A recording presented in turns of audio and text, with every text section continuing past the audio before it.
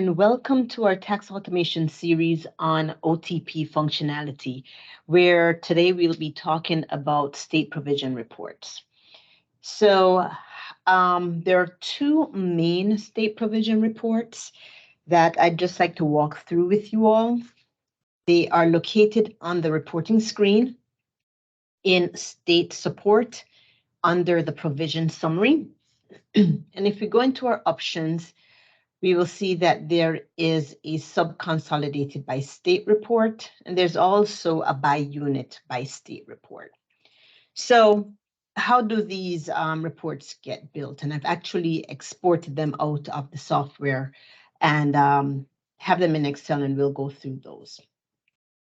So once you have activated a state on a particular unit, this state will show up within the state provision report. So the first one we're looking at is the by unit by state. So I was running a consolidated group when I ran this particular report.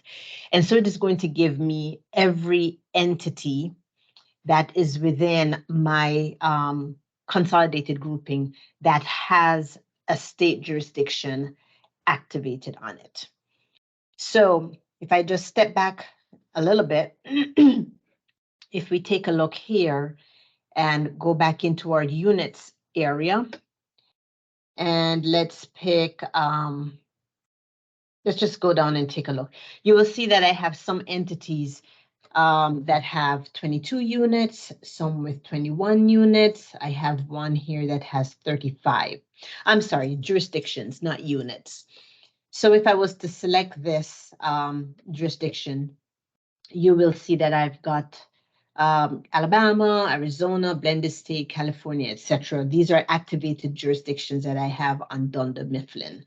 And for each of these, when you go in to set them up and edit them, you will have to attach an apportionment rate for the current, as well as beginning and ending apportionment for deferred. You'll have to determine whether this jurisdiction is deductible for federal purposes or not. Remember, in the United States, we can deduct state taxes. So we would want to put 100% there, which would then get multiplied by our federal rate and deducted from the state calculation. But for other local jurisdictions, because we can use this to represent, let's say, provinces or other jurisdictions in Europe or wherever else we need to calculate the tax on for those jurisdictions, they may not have that same concept of deductibility, so it would be zero for those. But once we've completed the activation of a jurisdiction, if we run the state reports, that jurisdiction will show up there. So I say that because if I just pop over here to my other report, you will notice that this report comes out and it will have the sub-consolidation that you are running included in the jurisdiction header. And it's an important point because a lot of times we will run reports that are in those subcons, and we would see all of the units that are included in that subcon. Well, this one is a little bit different. So it is possible that, let's say you've got 100 units included in your subcons, but if you only have a local jurisdiction attached to 80 of those units per se, only those 80s will show up in this report. So it's very important to note, you will only see activity where a local jurisdiction has been activated.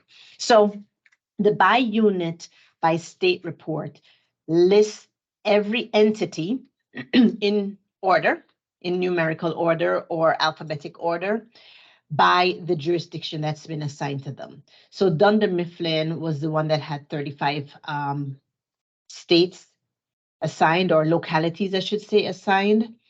You will see them all listed here. And then it will hit the next one in order with all the jurisdictions that were assigned to that particular unit, etc. So it's a very large report. But what it gives you is an opportunity to be able to see all of your jurisdictions on a unit in one place. And you can kind of go through and check your calculations there. And similar to your federal report, it starts out with your pre-tax book income.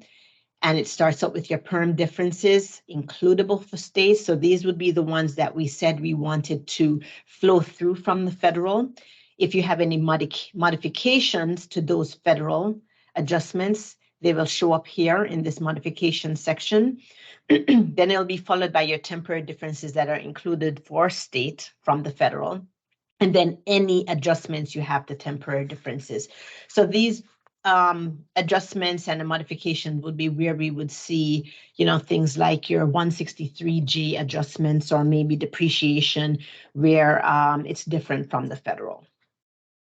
Followed by your apportionment, then calculation of your apportionable income, any NOLs you may have, your state rate, etc. And this goes all the way down, similar to the federal, to the deferred calculation. And what's of note here is that unlike on the federal tax provision report where you only see a line for current and a line for deferred, this one gives you the calculation of the deferred, similar to what you would see in the federal deferred tax provision calculation on the tax provision report. The other report is called the subconsolidation by state. And what this is designed to do is to just give you your total activity for all the entities activated for a particular jurisdiction in one column. So if I was to actually stick my point on units being activated, if I was to go back to my report, I'm going to run my tax provision report for the same consolidated group. And when I run it, you will see that my pre-tax book income is 182,764,000. That's my consolidated income for all of my entities in this grouping. But when I go take a look at my return, my state provision, you will see, for example, that Alabama has a different number. Blended state matches. Arizona, most of the other ones are different.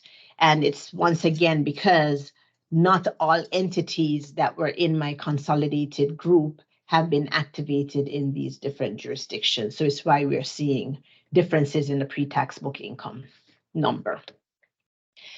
What's a little tricky about this report is that the apportionment, especially if you are looking at something that's a consolidated state, that maybe you have put an apportionment factor in and that's similar across all the jurisdictions, the apportionment factor will match if every entity within that jurisdiction has the same. But if they don't, you might get what looks like a really wonky rate. And in essence, what the system is doing is taking your total allocable income is added up, and it is just deriving a rate so that it could get back to the correct apportionable income and then the correct tax before credits. So what this really is if I was to take my unit by state, and I have one here that I have sorted horizontally by jurisdiction and put all of them together, you will see this one has the same, everybody has the same apportionment rate, so the apportionment is the same. But in essence, all this subconsolidation by state report is an additive report to get to the column, the one column. So it's summing everything here and going back to 143,327. A loss is what this total is right here. So it may look strange, but that's just a reporting construct. The system is literally calculating everything individually, each unit by the state, by the apportionment that's assigned to them, and then getting to that subconsolidation by state by simply adding all of the entities up within a jurisdiction and coming up with one number. There's one other report in the state area that's called a state unit summary. Doesn't have any options, so you simply run it. And it's really just a listing of all of your entities. It does not give you a breakout by the jurisdiction, but it really just gives you your pre-tax book income and your total state provision and the state effective tax rate. That's it on state provision reports, in particular on the current side. And we will discuss state deferred reports in another session. Thanks.